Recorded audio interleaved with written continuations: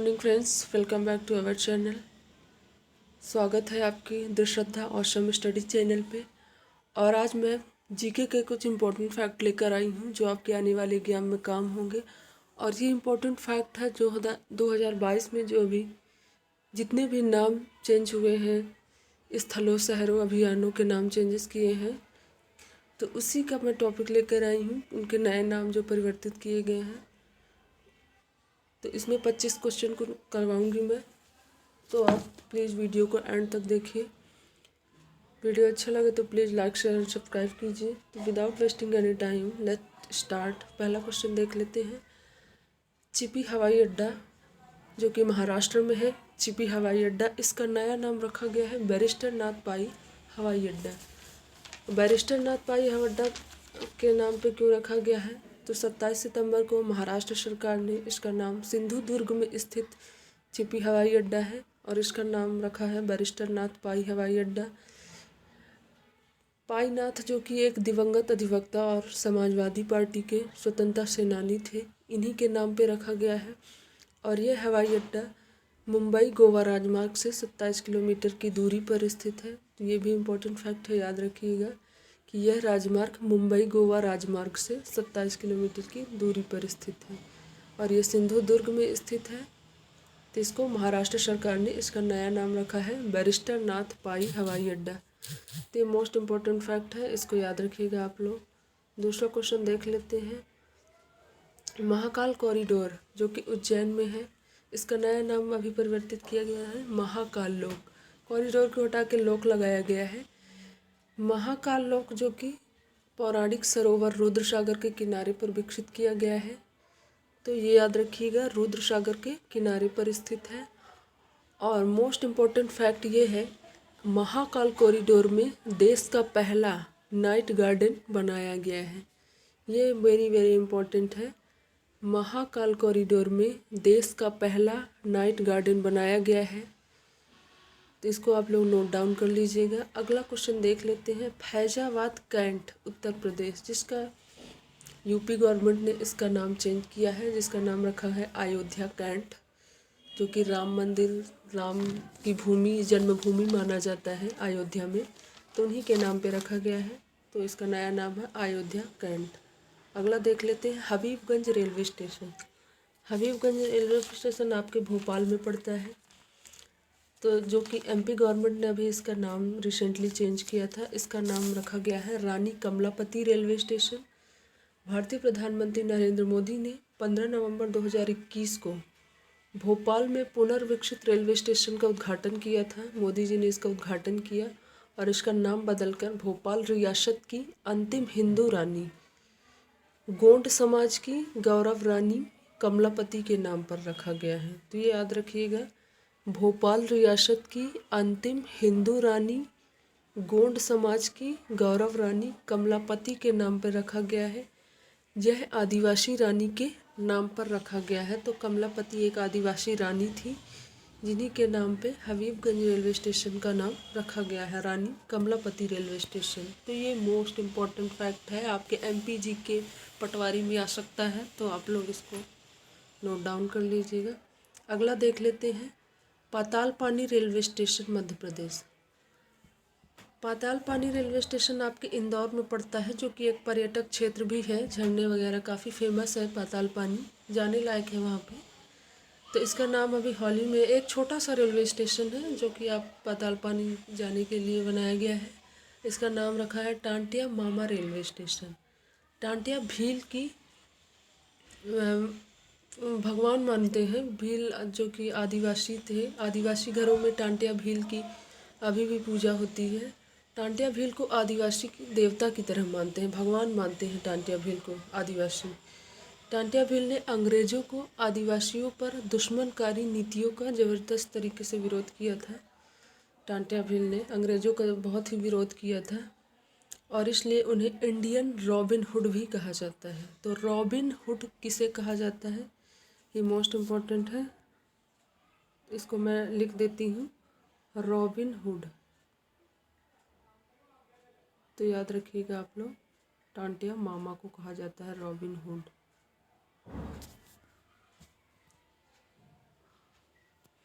अगला क्वेश्चन देख लेते हैं। टाटा स्काई, जो कि पुराना नाम था टाटा स्काई, अभी इसका नाम चेंज किया गया है, टाटा प्ले कर दिया गया है। टाटा स्काई जो कंपनी, आप लोग सभी के घर में टीवी होगी, डीटीएच होगा। टाटा स्काई कंपनी ये क्लेम करती है कि 19 मिलियन से ज़्यादा उसके एक्टिव यूजर्स हैं। कंपनी को लगता है इसके बिजनेस इंटरेस्ट सिर्फ डीटीएच सर्विस से आगे बढ़े हैं और अब इससे fibre to home broadband bridge शामिल है, जो कि 14 OTT सर्विस प्रदान करेगा। टाटा प्ले पर आपको बहुत सारे OTT कंटेंट्स देखने को मिलेंगे और आप टाटा प्ले की आनंद पहले से ज़्यादा ले सकेंगे टाटा स्काई की अपेक्षा। और इसमें नए अन्य वीडियोस देखने को मिलेंगे, जिसमें कि नेटफ्लिक्स, आपके अमेजोन वीडियो भी शामिल है टाटा प्ले में। तो ये मोस्ट इम्पोर्टेंट फैक्ट है। इसके ऑनर्स है टाटा सन्स और इसमें 652 चैनल्स हैं। टाटा प्ले में 652 चैनल्स हैं। ये मोस्ट इम्पॉर्टेंट है, इसको भी नोट डाउन कर लीजिएगा।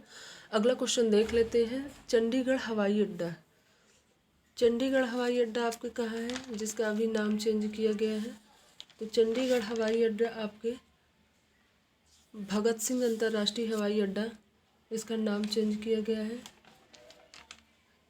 चंडीगढ़ हवाई अड्डा का नया नाम रखा गया है शहीद भगत सिंह अंतर्राष्ट्रीय हवाई अड्डा और इसका उद्घाटन किया था केंद्रीय वित्त मंत्री निर्मला सीतारमण ने।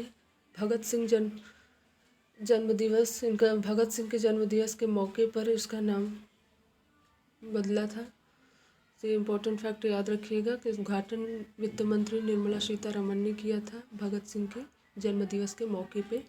तो याद रखिएगा चंडीगढ़ हवाई अड्डा। अगला क्वेश्चन देख लेते हैं। सेना खेल संस्थान, जो कि आपके पुणे में है, सेना खेल संस्थान, तो जिसका अभी नया नाम रखा गया है नीरज चोपड़ा स्टेडियम। नीरज चोपड़ा को तो आप लोग सभी जानते होंगे, भाला फेंक प्लेयर हैं, एक दिवंगत प्लेयर बोल सकते हैं, जिन्हें गोल्डन बॉय भी कहा जाता है। तो सेना खेल संस्थान जो कि पुणे में था, तो उसका नाम नीरज चोपड़ा के नाम पे रखा गया है। तो ये आप लोग याद रखिएगा। अगला क्वेश्चन देख लेते हैं। अगला पॉइंट है बिहार मखाना, जो कि इस पुराना नाम था बिहार मखाना और इसका नया नाम रखा गया है मिथिला मखाना। मिथिलांचल का मखाना भी बोलते हैं, मिथिला मखाना। बिहार एक बड़ा मखाना उत्पादक राज्य है। यहाँ से करीब 90% मखाना की आपूर्ति की जाती है। तो ये मोस्ट इम्पोर्टेंट फैक्ट है। बिहार एक बहुत ही मखाना का काफ़ी बड़ा उत्पादक राज्य है। ऐसे मिथिलांचल का मखाना भी कहते हैं और इसको जीआई टैग भी मिल चुका है। तो जीआई टैग क्या होता है? जियोग्राफिकल इंडिकेशन, हिंदी में बोले तो भौगोलिक संकेत। जीआई टैग जो मिलता है 10 साल के लिए मिलता है, फिर इसको आप रिन्यू करा सकते हैं।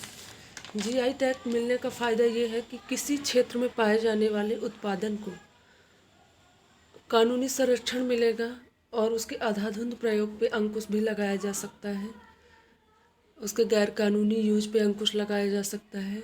यह किसी भौगोलिक क्षेत्र में उत्पादित होने वाली वस्तुओं को महत्व बढ़ा देता है। ये इम्पोर्टेंट फैक्ट है और ये वाणिज्यिक और उद्योग मंत्रालय के तहत संचालित होता है। और भारत में सबसे पहले जीआई टैग दार्जिलिंग की चाय को मिला था, आपके 2004-05 के बीच में मिला था। उस चाय की बहुत ही अच्छी क्वालिटी टेस्ट, नेचुरल टेस्ट के लिए उसको 2004-05 में जीआई टैग मिला था। तो ये भी मोस्ट इम्पॉर्टेंट फैक्ट है कि सबसे पहले जीआई टैग किसको मिला था, तो 2004-05 के बीच में दार्जिलिंग की चाय को मिला था। तो ये भी आप लोग याद रखिएगा। अगला क्वेश्चन देख लेते हैं। राजपथ दिल्ली, जिसका रिसेंटली नाम चेंज किया गया है, राजपथ से आपके कर्तव्य पथ कर दिया गया है। तो इंडिया गेट से राष्ट्रपति भवन तक का राजपथ के दोनों ओर क्षेत्र को सेंट्रल विस्टा कहते हैं। ये इम्पोर्टेंट फैक्ट है। इंडिया गेट से राष्ट्रपति भवन तक राजपथ के दोनों ओर के क्षेत्र को सेंट्रल विस्टा कहते हैं। और बहुत सारे नाम चेंजेस किए थे मोदी गवर्नमेंट ने। 2015 में रेस कोर्स रोड का नाम लोक कल्याण मार्ग किया था। इंडिया गेट से राष्ट्रपति भवन की जो दूरी है वो 3 किलोमीटर की है, जो देश की सबसे वीवीआईपी सड़क बोल सकते हैं। वीआईपी रोड मानते हैं और इसी सड़क के दोनों तरफ सेंट्रल विस्टा प्रोजेक्ट है। तो ये भी आप नोट रखिएगा कि इंडिया गेट से राष्ट्रपति भवन की दूरी 3 किलोमीटर है। इस क्षेत्र को सेंट्रल विस्टा के नाम से जानते हैं और इसका चेंज नाम किया गया था क्योंकि नगर पालिका परिषद ने एक बैठक की थी। केंद्रीय विदेश मंत्री मीनाक्षी लेखी ने एनडीएमएस की बैठक की थी, जिसमें राजपथ का नाम पहले किंग्सवे था। तो उन्होंने कहा था कि हमें किंग्सवे नाम लिख देती हूँ मैं, राजपथ का पुराना नाम था।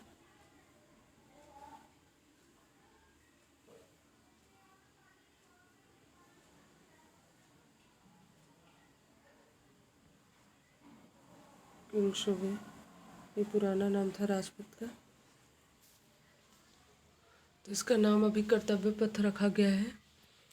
और मीनाक्षी लेखी ने कहा था कि हमें गुलामी की हर निशानी को बदलना होगा। किंग्सवे के पहले इसका नाम था जनपथ बोला जाता था। तो इम्पोर्टेंट पॉइंट है, याद रखिएगा।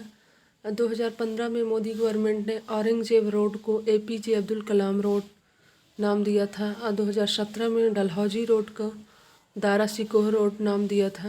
ये भी याद रखिएगा कि मीनाक्षी लेखी ने एक बैठक की थी। उन्होंने कहा था कि गुलामी की हर निशानी को हमें बदलना होगा, इसलिए उन्होंने इसका नाम लिखा कर्तव्य पथ रखा।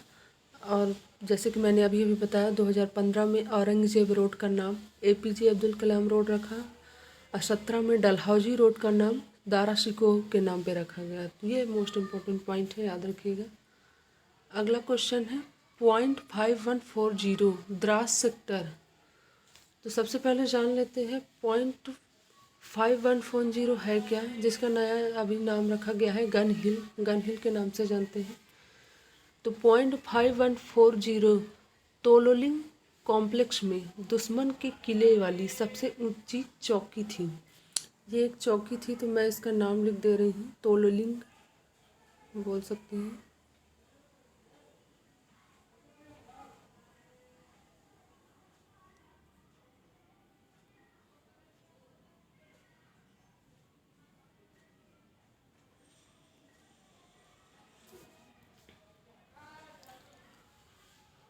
तो 0.5140 तोलोलिंग कॉम्प्लेक्स में दुश्मन के कब्जे वाली सबसे ऊंची चौकी थी।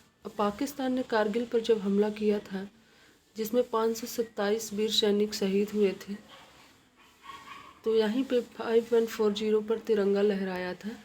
तो इसीलिए इसका नाम अभी हाल ही में गन हिल कर दिया गया है।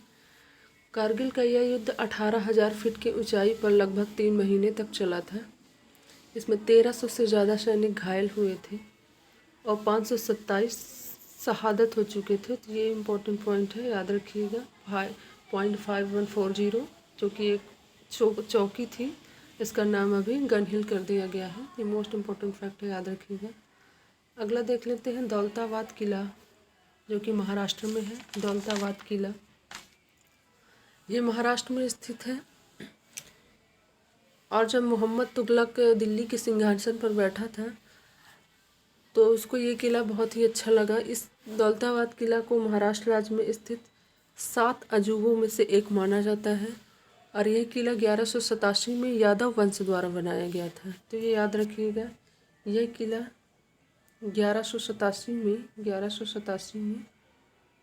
यादव वंश द्वारा बनाया गया था। यादव वंश द्वारा बनाया गया था, तो याद रखिएगा। और मोहम्मद तुगलक किले से काफ़ी प्रभावित हुआ था और उसे अपना दरबार राजधानी वहाँ परिवर्तित करने का फैसला किया और इसका नाम दौलताबाद यानी कि भाग्य का शहर रखा। तो इम्पोर्टेंट पॉइंट है, याद रखिएगा। अगला क्वेश्चन देख लेते हैं और इसका नया नाम रखा है देवगिरी किला। तो दौलताबाद किला का नया नाम रखा गया देवगिरी किला, तो ये भी याद रखिएगा। अगला क्वेश्चन देख लेते हैं Leicester cricket ground England. Leicester cricket ground का अभी नया नाम रखा गया है सुनील गावस्कर क्रिकेट ग्राउंड। तो ये भी आप लोग देख लीजिएगा, सुनील गावस्कर क्रिकेट ग्राउंड रखा गया है। और ये कौन है सुनील गावस्कर को तो आप लोग सभी जानते होंगे कि ये एक दिवंगत बैट्समैन है। इन्हीं के नाम पर रखा गया है। ये मोस्ट इम्पोर्टेंट फैक्ट है, इसको भी आप लोग देख लीजिएगा। अगला क्वेश्चन देख लेते हैं। Faizabad railway station. Faizabad railway station का नया नाम रखा गया है अयोध्या कैंट। तो इसको भी यूपी गवर्नमेंट ने रखा है, 2022 के अंदर ही चेंज हुए हैं, तो ये भी इम्पोर्टेंट पॉइंट है। अगला क्वेश्चन देख लेते हैं। काकोरी कांड। काकोरी कांड तो आप लोग सभी सुना है, काकोरी कांड। इसका नया नाम रखा गया है काकोरी ट्रेन एक्शन। काकोरी भारत के उत्तर प्रदेश राज्य के लखनऊ जिले में स्थित एक नगर है और वह नगर पंचायत है। यह जगह भारतीय स्वतंत्रता संग्राम के दौरान क्रांतिकारी काकोरी कांड के लिए जानी जाती है। यहाँ पर काकोरी शहीदों की स्मृति में एक स्मारक भी है, तो ये याद रखिएगा। और इनमें ट्रेन की, काकोरी से निकलने वाली एक ट्रेन को लूटपाट किया गया था। इसमें कुछ हमारे भारत के स्वतंत्रता सेनानी थे, जिसमें से अशफाक उल्ला खां, पंडित राम प्रसाद बिस्मिल और ठाकुर रोशन सिंह को फांसी दे दी गई थी। 19 दिसंबर 1927 को तीनों को एक साथ फांसी दे दी गई थी। और 9 अगस्त 1925 को लूटपाट हुई थी। काकोरी से गुजरने वाली एक ट्रेन में डकैती डाली थी, उसमें से जो भी पैसे होंगे वो उससे हथियार खरीदकर अंग्रेज़ों के खिलाफ इस्तेमाल किए जाएंगे। तो इसी से उस ट्रेन को लूटा गया था, जिसमें से 3 को तो फांसी दे दी गई थी। अभी अभी नाम बताया मैंने, अशफाक उल्ला खां, पंडित राम प्रसाद बिस्मिल और ठाकुर रोशन सिंह को एक ही साथ तीनों को फांसी दी गई थी।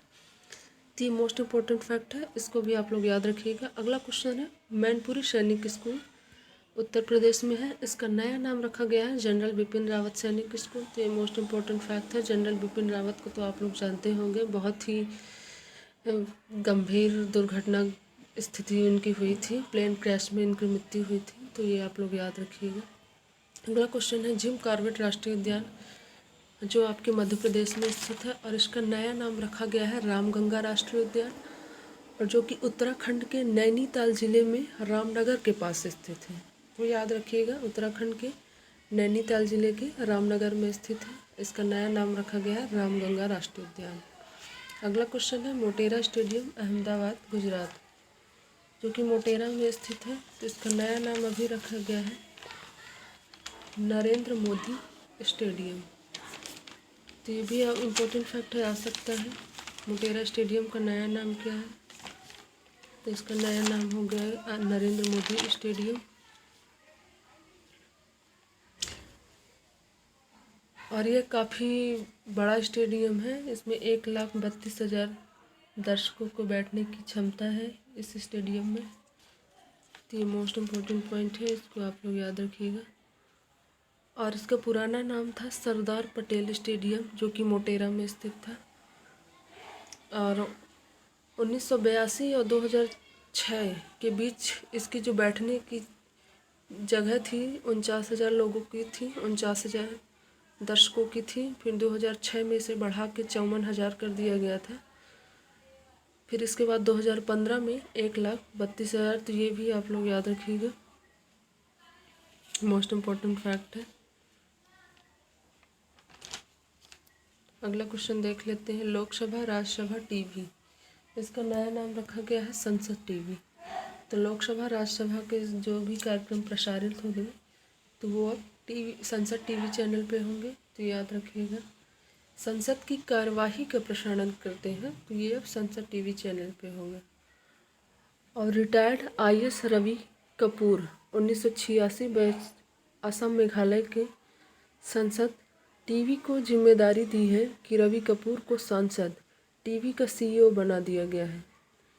तो ये याद रखिएगा कि रवि कपूर को संसद टीवी का CEO, चीफ एग्जीक्यूटिव ऑफिसर बना दिया गया है। अभी उनको 1 साल के लिए बनाया गया है, ये जिम्मेदारी दी है। रवि कपूर इससे पहले केंद्रीय मंत्रालयों में अपनी सेवा दे चुके हैं, जिसमें पेट्रोलियम टेक्सटाइल मंत्रालय भी शामिल है। तो IAS रवि कपूर, इनके बारे में याद रखिएगा, जिन्हें अभी टीवी का CEO बना दिया गया है, संसद टीवी का। Most important fact. अगला क्वेश्चन देख लेते हैं। औरंगाबाद जिला, जो कि महाराष्ट्र में स्थित है, इसका नया नाम रखा गया है संभाजी नगर। तो मोस्ट इम्पोर्टेंट पॉइंट याद रखिएगा। अगला क्वेश्चन है हरिजन शब्द, तो इसका नया नाम रखा गया है डॉक्टर अम्बेडकर। ये दिल्ली गवर्नमेंट के द्वारा ये चेंजेस हुए हैं कि जहाँ जहाँ पे हरिजन शब्द होगा उसकी जगह डॉक्टर भीमराव अंबेडकर यूज होगा। तो ये मोस्ट इम्पोर्टेंट पॉइंट याद रखिएगा। अगला क्वेश्चन है मिड डे मील योजना। इसका नया नाम रखा गया है पीएम पोषण स्कीम। तो 1995 में ये अभियान शुरू किया गया था, जिसमें कि प्राथमिक स्कूल के छात्रों को एक बार पौष्टिक भोजन उपलब्ध कराना था। सरकारी और गैर सरकारी 1 से लेकर 8 तक के स्टूडेंट को दोपहर में गर्म खाना दिया जाता था। लेकिन अब बाल वाटिक, जिसे हम प्री स्कूल बोल सकते हैं, या नर्सरी से लेकर 8 तक के बच्चों को दिया जाएगा पीएम पोषण स्कीम के तहत। ये मोस्ट इम्पोर्टेंट पॉइंट याद रखिएगा। अगला क्वेश्चन देख लेते हैं रुचि सोया इंडस्ट्रीज, जिसका नया नाम रखा गया है पतंजलि फूड लिमिटेड। पतंजलि आयुर्वेदिक का एक बहुत ही अच्छा सोर्स से मानते हैं, तो ये याद रखिएगा। रुचि सोया इंडस्ट्रीज का नाम पतंजलि फूड लिमिटेड के नाम पे रखा गया है। तो ये कुछ क्वेश्चन इम्पोर्टेंट क्वेश्चन थे। अगला क्वेश्चन देख लेते हैं छिंदवाड़ा विश्वविद्यालय मध्य प्रदेश।